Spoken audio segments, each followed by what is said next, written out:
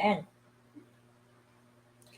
So pag matapos na natin yung lahat ng session ng ating cleanup series, let's have a series of activities din, no? Para ma-review tayo. Okay?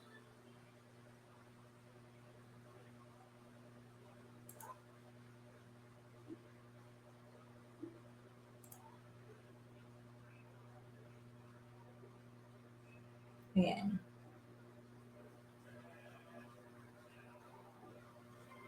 Kikita na ba niyo yung screen? Okay.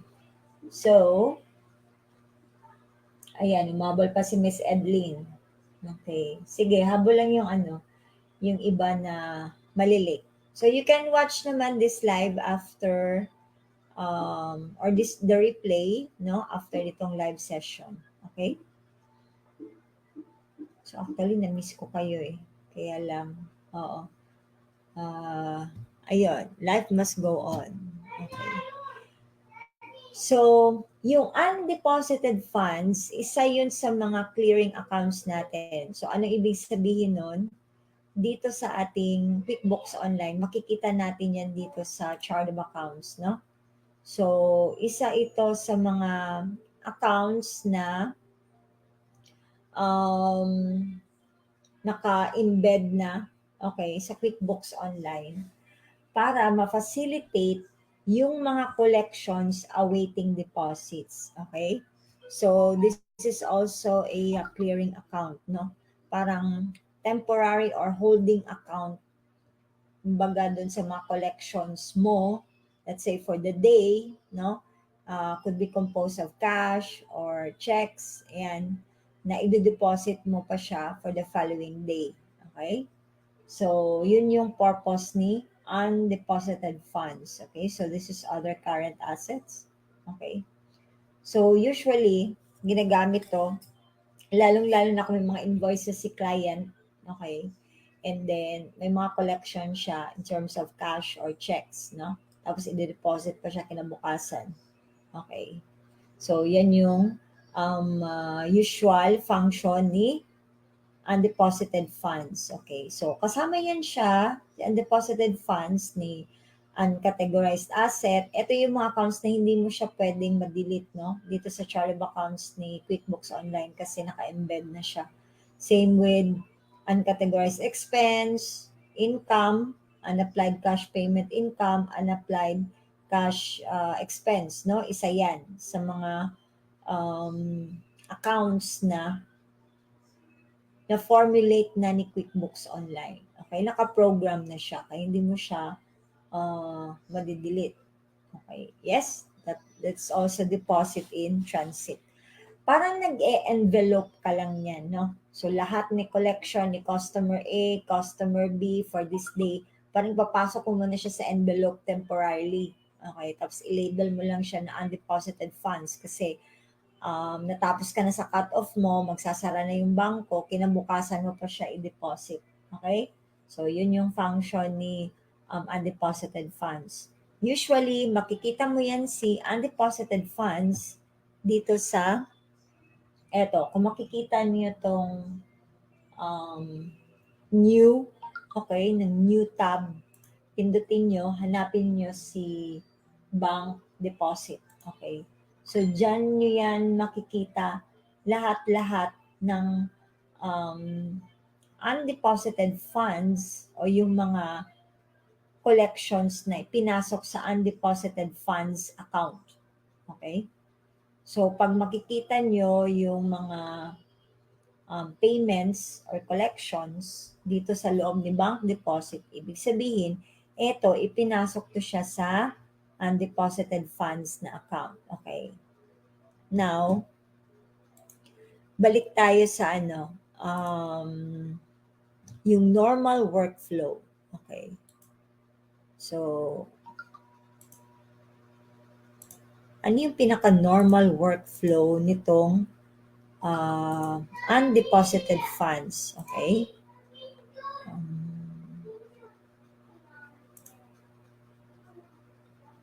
Okay, mag-illustrate muna tayo. Okay. So, ayan. gawa tayo ng entries para hindi nyo makalimutan, no? Kasi alamin nyo yung, ano tawag nito? Alamin nyo yung normal workflow. Okay. Yan. So, palakihin natin to. Let's make this 18. Ayan. Okay. Now, kung gagawa tayo ng invoice, okay, so we have invoice creation. Ito, customer payment. Like this, deposit. Okay. Yan. Illustrate tayo para maintindihan natin.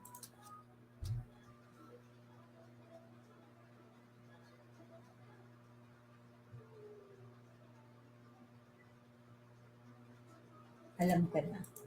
Okay. Ito pala. Hindi. Yan.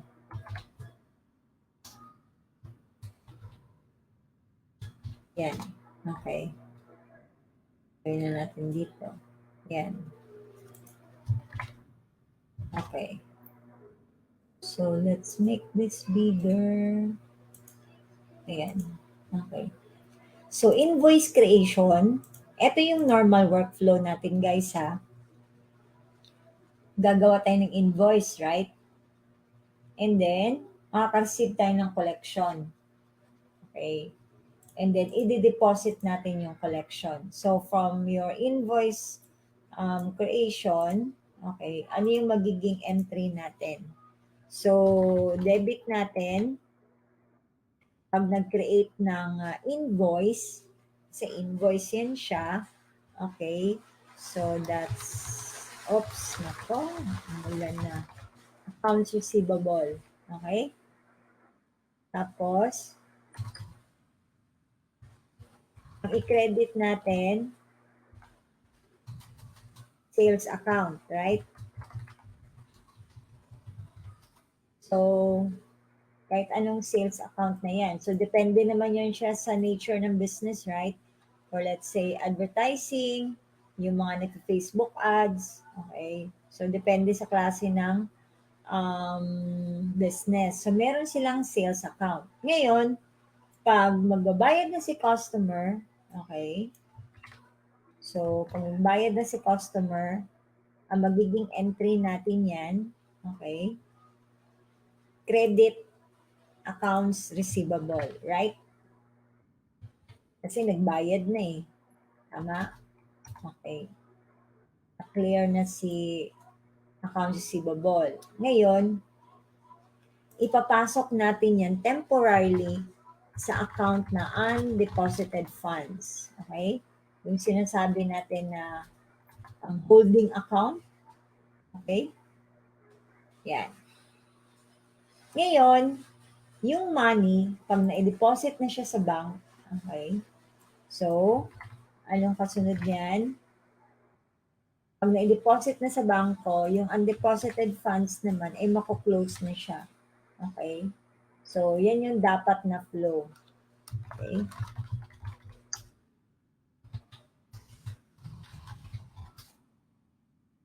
So, indent natin ito para makita natin. Ayan. Okay. So, dapat ganun siya.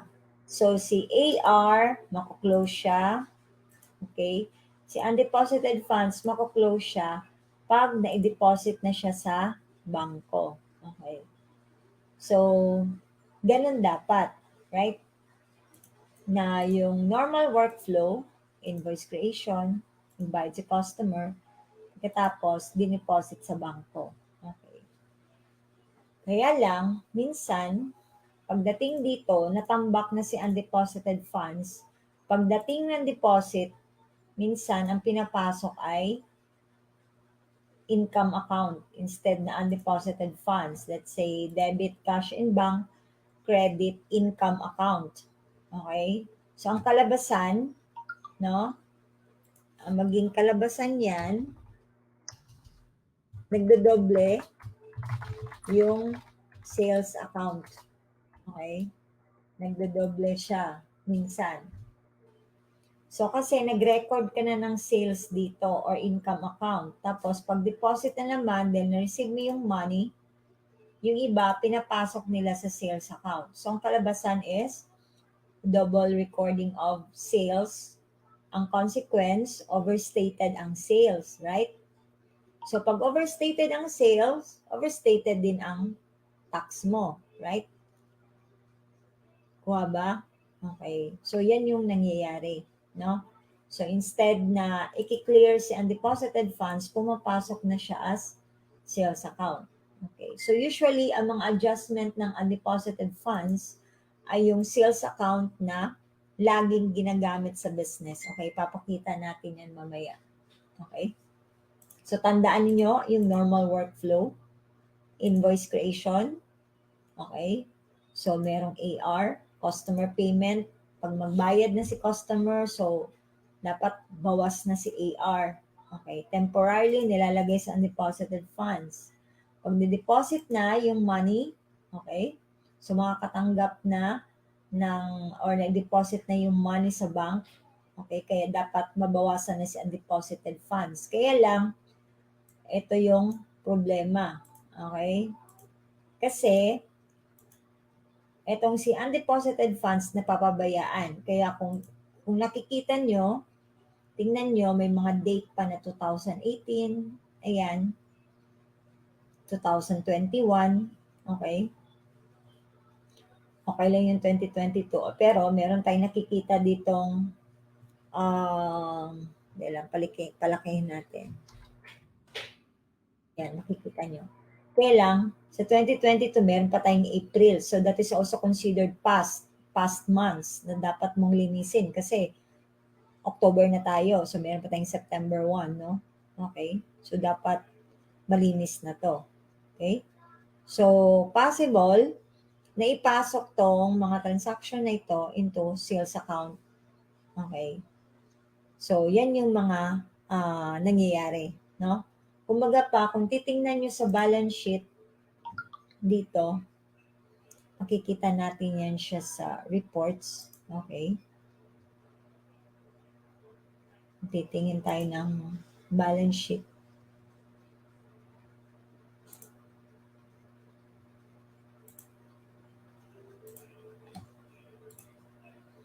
So, may makikita tayong undeposited funds, right? Okay. So, wag kayo ditong tumingin guys ha. Pag maglinis kayo ng undeposited funds. Okay? Kasi pag na-click nyo yan, maduduling kayo nito. Okay? Mahirap maglinis ng ganito. Right? So, the better way is go to here, bank deposit, kuha, dito kayo. Okay? Kasi andito naman yung pinaka-total niya. Kuha. So, wag kayo doon sa pinaka-summary. Dito kayo. Okay? Kasi, dito, makikita nyo na ano yung mga outstanding or hindi nalilinis. Kung tutuusin, ito past year na yan, 2018. Ito 2021, last year. Same year, still have September, although it's September 1 and we are already October 13. So, this is also considered past, right? But this one, etong 2022, this pertains to the current year. This one pertains to previous years, last year and previous years. Okay. Okay, nakuha nyo? Pag magtitingin kayo ng undeposited funds, dito kayo sa bank deposit. Ito. Okay? Para makita nyo agad ano yung mga natira na linisin nyo. Okay? Okay lang to guys pag ganito lang kadami, no? Iilan lang to? 1, 2, 3, 4, 5, 6, 7, 8, 9, 10. So, 10 lang. So, manageable. Okay. Pag ganito, pag malaki pa yung time ninyo, pwede nyo tong isa-isahin. Okay. Given na merong mga supporting documents to. Okay, para makita mo. Usually, ang ginagawa ko, humingi ako ng deposit slip or any attachments. Okay, let's say ito, October 1, 2018 na 1,012.28. at least meron akong deposit slip na i-deposit ito sa bank, and then i-verify ko sa bank statement kung pumasok to. Okay. Pag pumasok, ibig sabihin, dapat wala na siya sa undeposited funds. Dapat linisin na siya. Okay? So, marami tayong paraan para linisin si undeposited funds. Yung usual na paraan para linisin siya ay yung long method. Kumbaga pa, long method in the sense na hanapin mo pa yung deposit slip or any attachments or supporting documents, ma-validate mo na pumasok na talaga itong amount na ito. May it be itong dalawa, pag kinumbine mo, okay, pwedeng 1,588.11 composed of customer A and B, pumasok siya on February 3, 2018. Okay, so ito February 1, February 2. So very possible. Pag meron kang supporting document, okay, or pwede mo tignan siya sa bank statement, okay. Or kung iisa, ayan, makikita nyo yan, okay. So ang gagawin nyo lang naman yan, ang usual way is, i-apply nyo lang yung invoice collections from customers, no? Yung may mga deposit slips, okay. And then titingnan nyo yung bank deposit, kung kailan na-deposit itong amount, okay. So yun yung pinaka traditional way na paglilinis, okay. From the invoice, i-check nyo to, okay. I-check nyo si customer A, okay, na ito, ayan, yung invoice, ayan, so binayaran siya. So this is placed under undeposited funds kung pumasok ba talaga ito sa bank pagdating ng February. Okay, so pwede mo siyang tignan sa bank statement.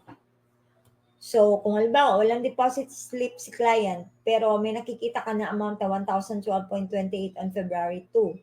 So definitely yun yung pertaining nitong invoice. Okay, so pwede mo na siya ma-clear. Okay, or saan man siya pumasok, no? Another one is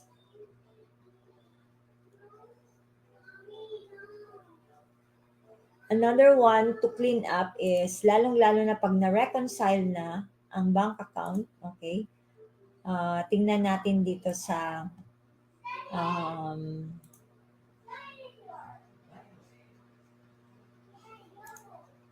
profit and loss report. Okay, so gawa tayo ng sample. Okay. So let's check with this one. Try natin to. So nasa nasa sales account. Okay.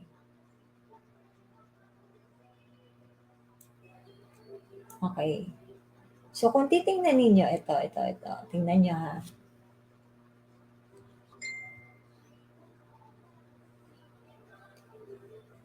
So this is sales account, okay? SEO service. So this is a what do you call this one? Digital marketing agency.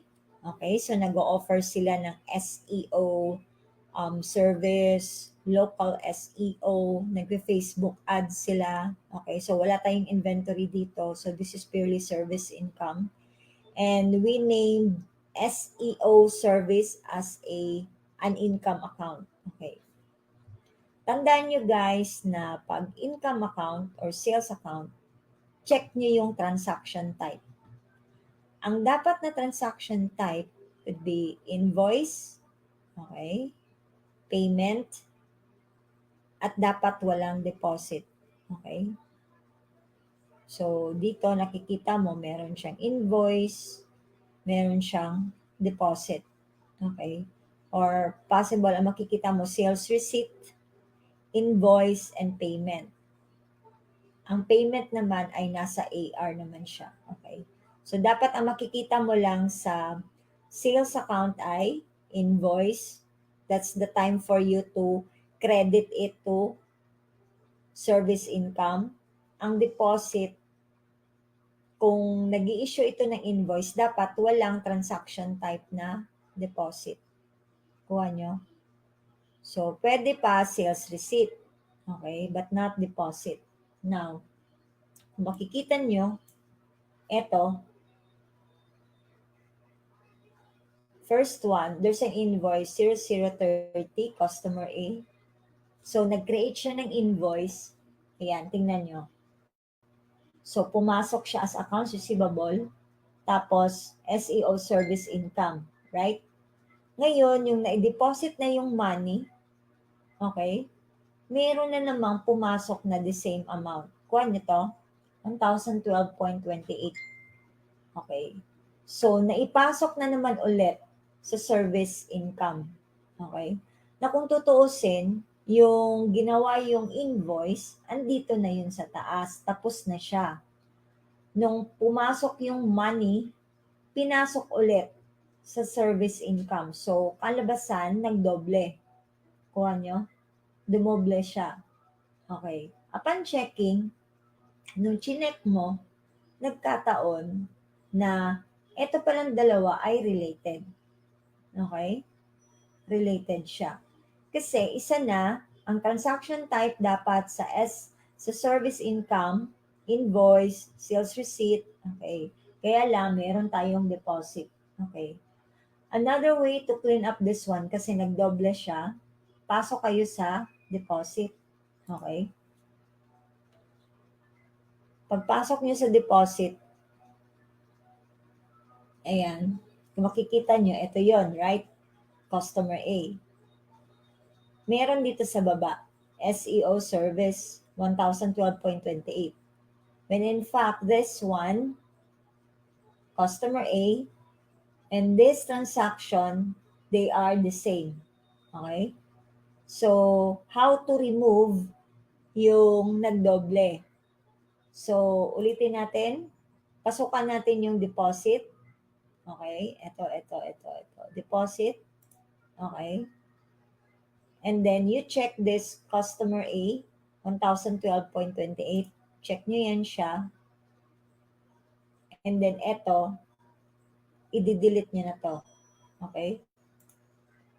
Para, itong 1,012.28 ni customer A, i-match nyo dito sa bank feeds na nasa taas. Ito, one online banking matches. Okay?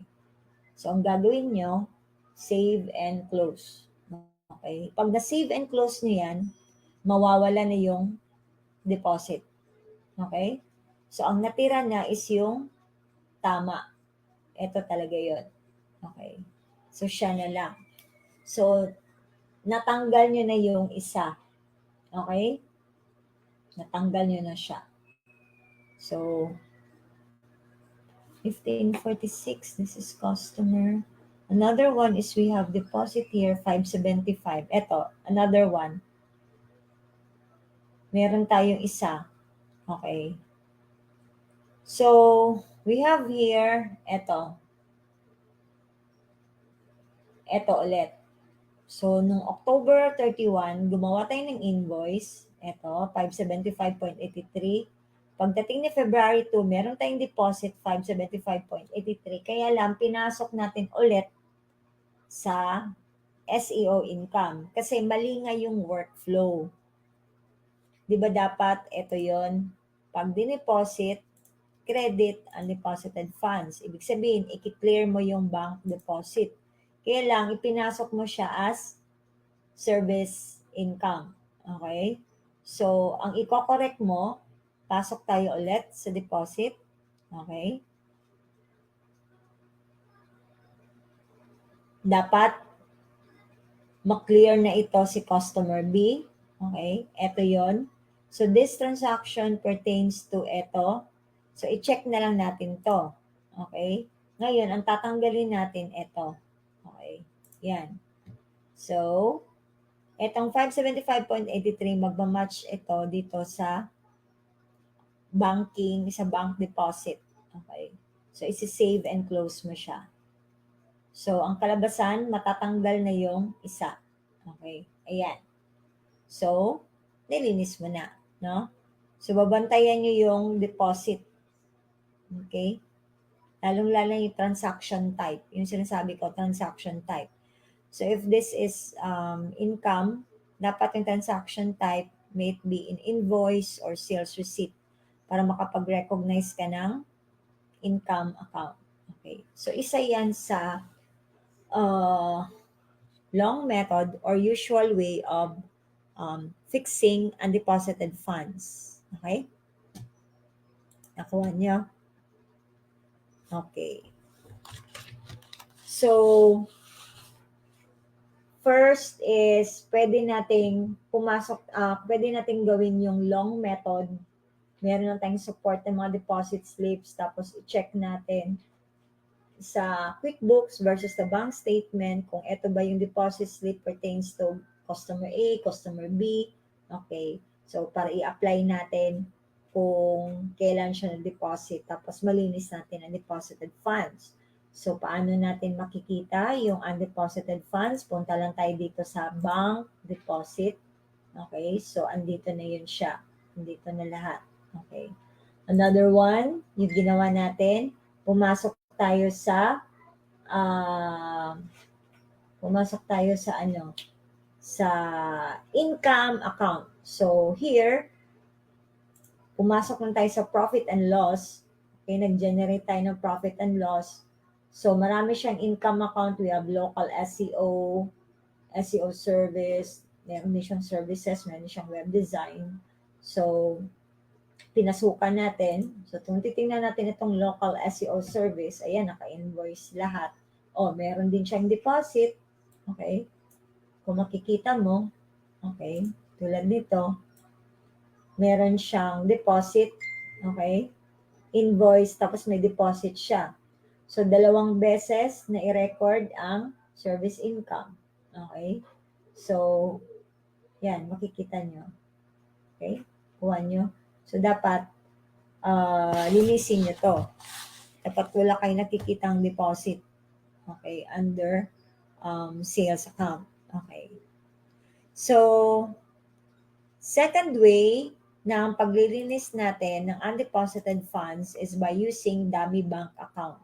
Okay. So, kumbaga pa, yung pinaka-goal natin is tanggalin yung etong yung mga nakapasok sa undeposited funds. Okay? Kasi kung tutusin, puro na itong mga past transactions. So we have current year, we have 2022, meron din tayong past years, 2021 and 2018. Okay? So instead na usual bank account, ang gagamitin natin dito is dummy bank account. Okay? So ito yon. So before that, gawa muna tayo ng punta tayo doon sa chart of accounts. Okay? Idadagdag natin the word dummy bank account. Okay? So, gawa tayo ng bank account, pangalan natin dummy bank account. Ang purpose nito is just to clean up the undeposited funds. Okay? Linisin na natin yung natira doon sa undeposited funds. Okay, so yun yung purpose ni dummy bank account. And then, dapat, at the end of the year, ng paglilinis mo, dapat wala nang laman si dummy bank account. Okay? Tapos, gawin mo lang siyang inactive para hindi na siya mag-reflect sa balance sheet. Okay? So, panglinis lang to siya. That's the purpose. So, you create first dummy bank account. Ayan. So, pinasok ko lang siya, bank account, checking, okay. Pantambak lang siya. Ayan. Okay. So, you save after. Okay. So, meron na tayong dummy bank account. Okay. Ayan. So, nakuha nyo. You set up dummy bank account.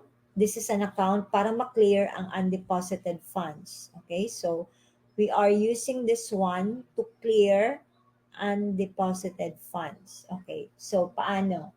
Punta tayo. Okay. Bank deposit. Given na etong mga collections na ito ay naipasok na sa bangko, kaya lang hindi na linisan si dummy. Okay. I mean, hindi na ilinis yung undeposited funds rather. Okay? So, ngayon, unahin natin yung linisin yung this year, which is 2022. Okay? So, as you can see here, meron tayong March 19, meron tayong April 1, okay, past months pa yan, and September 1, right? Okay. So, iba-batch natin. Mauna muna tayo sa current year. Okay. So, ang gagawin natin, i-check natin etong 2022. Si March 19, 2022, si April 1, si April 12, si September 1. Okay. So, kung makikita nyo, this is 29,701.09. Okay. So, ginagawa lamang si using dummy bank account pag wala nang supporting documents or wala talagang maibigay na deposit slip or attachment si client. Kumbaga, kulang sa documents. Okay? Kung kailan to na-deposit, ganyan. So, insufficient ang information. At saka, gamitin mo to siya pag, halimbawa, nagmamadali si client, okay? Gusto niya mabit ang deadline. Yan naman kasi karamihan ng mga clients pag mga clean up, usually mga late na yan sila, no? Tapos, gusto nila agad-agad maitapos na. So, hindi naman nila alam na may mga consequence pala pag nagmamadali. So, maganda sana na malaki yung time. Kaya lang, pag less na yung time, tapos wala pang source documents, so, ito yung another way of cleaning up the undeposited funds, that is using dummy bank account. Okay, yes, it's less accurate, but ito yung pinakamabilis, no? Given na ito, possible, pumasok na to siya sa bangko, na i-deposit na itong mga collections na ito. Kaya lang, naitira yung si undeposited funds kasi nakalimutan linisin. Okay. So, unang-una, current year. So, chinek natin. Nung na-check na natin, so this is the total, 29,701.09. Ang pipiliin ninyo na account dito sa taas, itong sa taas, this is dummy bank account. Okay? So, this is dummy bank account. Okay. Assuming ikaw ay naglilinis for September 30, 2022. Okay? Ayan. So, you place all of these undeposited funds under dummy bank account na ginawa mo. Okay? And then, the date yung nilinisan mo siya. Okay? So, this is September 30, 2022. So, this is undeposited funds pertaining to current year. Okay? So, after that, pag okay na, i-note mo lang yung total amount, 29,701.09. Okay? Then, you save and close. Okay? So, ang nangyari doon, nailabas mo si undeposited funds, nabawasan na siya. Okay?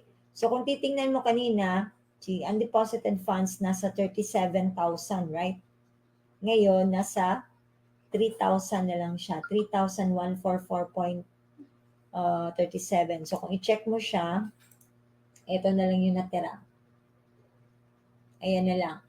2018 and 2021. Okay? 4 na lang. Kuha nyo, 4 na lang siya. Okay? So, kung i-check mo, si dummy bank account, meron siyang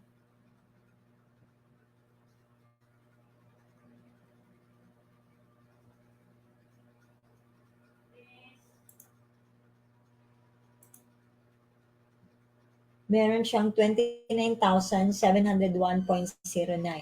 Okay? Ngayon, dapat linisin natin si Dami Bank account. Okay. Dapat naka-zero si Dami Bank account for this year. Okay. So, ang gagawin natin para ma-clear natin si Dami Bank account, you go to expense. Okay. So, we will create expense transaction. Okay. So, yung payment account na gagamitin natin dito, ito, is, ang gagamitin natin dito ay Dami Bank account. Okay. Ayan. So, yung date natin, September 30, 2022. Okay. And then, yung gagamitin natin na category details natin to close the Dami Bank account is yung usual na sales account na ginagamit natin. Okay. So, halimbawa, ang ginagamit natin dito upon checking those transaction ay local SEO service income. Okay. So, dito mo siya bawasan. Okay? Kasi na-overstated na si SEO service income or local SEO service income. Okay? So, ilalagay mo lang yung amount which is 29,701.09 para ma-close mo si Dami Bank account.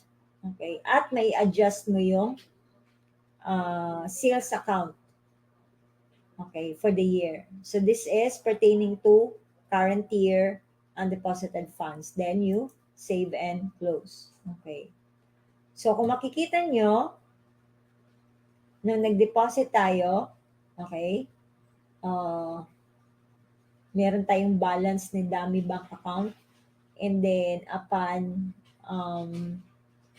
clearing out the Dami Bank account, okay, zero na yung Dami Bank account natin. So, ibig sabihin, malinis na yung Dami Bank account. Kasi yun yung pinaka-goal natin. Dapat, zero na si Dami. Okay? So, wala tayong makikitang any amount. Okay? So, dapat zero na siya. So, this pertains to current year. Okay? So, nag-a-adjust tayo kung saan nagdodoble yung income account. Okay. So, dahil upon checking, nakita natin na yung doble ay naipapasok yung mga deposits sa local SEO service income account. Okay. Okay. So, this is for the current year. Now, okay. So, for the, kung babalik tayo sa undeposited funds, mayroon pa tayong naitira. So, meron pa tayong 2018, meron pa tayong 2021. Okay. Ayan. Okay.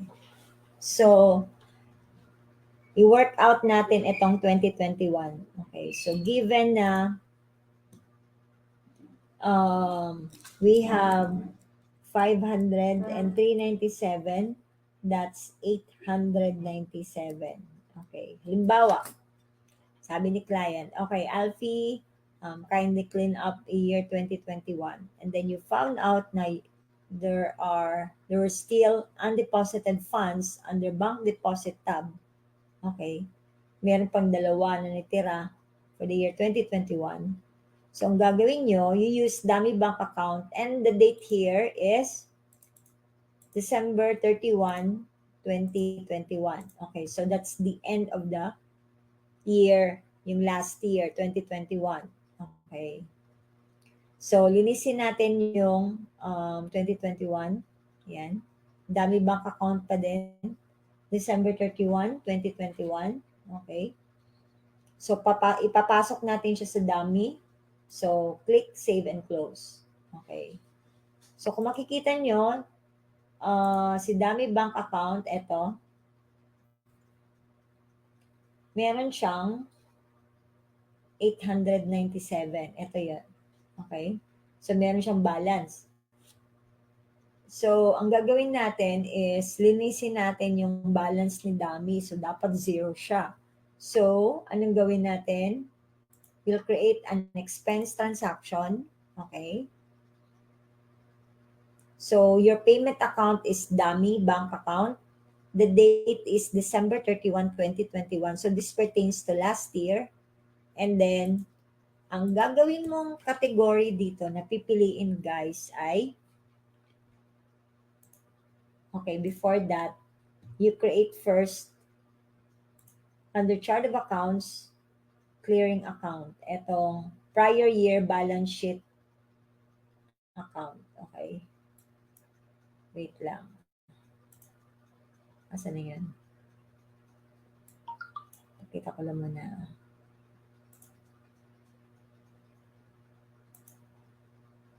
Okay. So, gawa muna tayo ng clean up clearing account, prior year balance sheet adjustments. So, these are adjustments pertaining to prior years. Okay, so ito yun. Prior year balance sheet adjustments. Okay, tingnan natin kung paano. So, we use equity.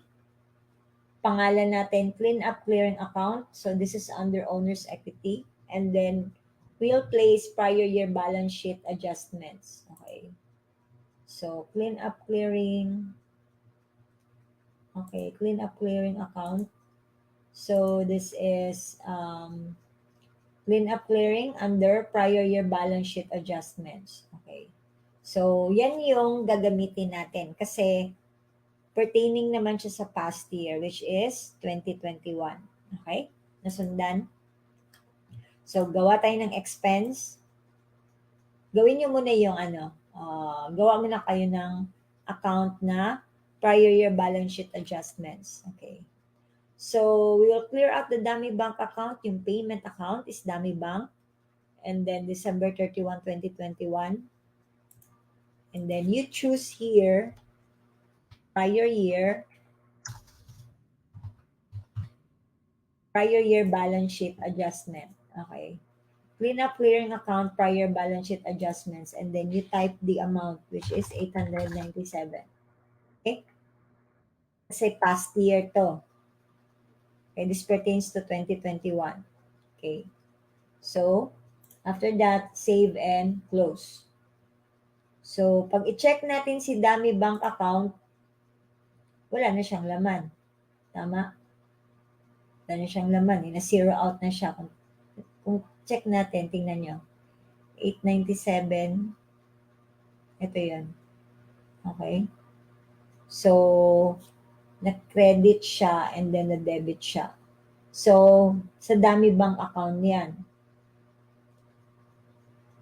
Ang sunod natin nalilinisin guys ay yung clean up clearing which is the prior year balance sheet adjustment. Ito yun, 897. So, linisin natin to si dummy, okay, using retained earnings. Okay, so usually yung mga prior year adjustments, kino-close yan siya sa retained earnings account kasi close na yung books. Okay? Ito, 897. So, we'll create journal entry. So, December 31, 2021. Hindi na pala dami. Sorry. So, this is clean up clearing prior year balance sheet adjustment. 897. Retained earnings. 897. Okay. So, to clear prior year balance sheet adjustments on undeposited funds. Okay. So, yan. Okay? So, ibig sabihin, ay mali tayo. Mali ata ako. Mali yung placement. Okay, balik tayo sa journal entry. No, not this one. This one. Sorry. Ito pala ay yan. Yan. Ay, naku, ulan. Wag muna. Ayun, zero na siya. Okay, upon checking clean up clearing account, prior year balance sheet adjustment, zero na siya. So, gumawa tayo ng journal entry to clear it out and charge it to retained earnings. Okay. And then, pumasok na siya sa retained earnings. Okay? So, that's for prior year. Current year, i-adjust mo siya sa sales account. Kasi hindi pa nagsara ang 2022. So, kaya in-adjust mo siya sa sales account.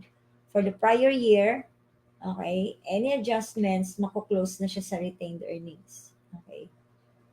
So, this is the, what do you call this one? Yung pinaka-shortcut pag gahol na sa time and walang supporting document si client. Okay.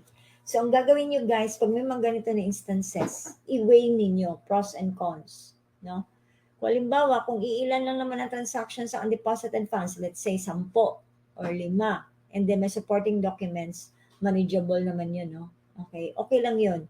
Pwede nyong linisin siya in a usual way. Okay?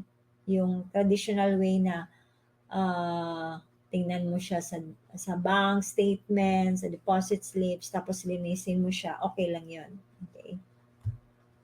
Pero pag sobrang dami, and then gawal ka sa time, walang supporting documents si client, then, yun. Ito yung gagawin mo. You create a dummy bank account. Okay? Kasi naghahabol ng time. So, we have fixing the usual way, pag meron tayong source documents. Another one is by creating a dummy bank account. Although this is less accurate, no? Para ma-clear yung undeposited funds. But wala ng source documents or even yung mga deposit slip. Tapos si client nagmamadali. Ayan. Anak ko, parang uulan na. Loading ba? Hindi naman Miss Ken. Maulan ba dyan sa inyo? Sa amin going for, ulan. Okay. Ayun. So that's it. That's the way for you to clean up undeposited funds. Okay. So next meeting, we'll proceed with, I think we are due for unapplied cash payment. Okay. Cash payment and cash expense. Ayan. For cash report versus the accrual. Yan, makikita natin yan. So, yan yung kasunod natin na linisin. Okay. So, tatandaan nyo lang, yung clean up, yung majority ng transactions na una is yung nasa bank. And then next is undeposited funds. So, this is purely for QuickBooks Online. So, yan yung mga accounts na tatandaan nyo. Okay, pag maglilinis. Undeposited funds. So, saan natin makita? Dito lang kayo sa new bank deposit. Okay. Yan, makikita nyo na yan. So, kung ano yung mga natira dito, tulad dito, 247.37, yan din yung makikita nyo sa, maulan na. Naku, ang laki ng ang laki ng patak ng ulan. Ayan, makikita nyo yan dito. Ayan, 247.47. Huwag kayong mag-check dito guys ha, kasi maduling kayo. Okay? Maduduling kayo. No, dito kayo sa bank deposit. Okay? So, next week, I think we are due for unapplied cash payment and cash bill expense. Yan naman yung ulit natin na lilinisin. Okay? Nako, lakas ng ulan. Okay.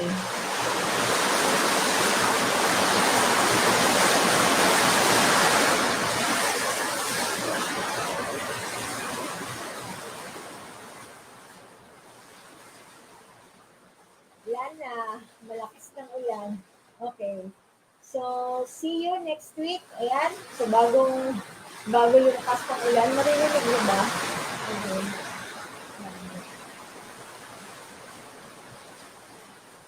So, after ng lakas, marinig mo pa ba ako? you next week. Ingat po tayo, guys. After ng clean up natin, mag-practice tayo, okay? Ayan. Dinig na dinig na po. Okay. So, thank you. Ingat-ingat, guys.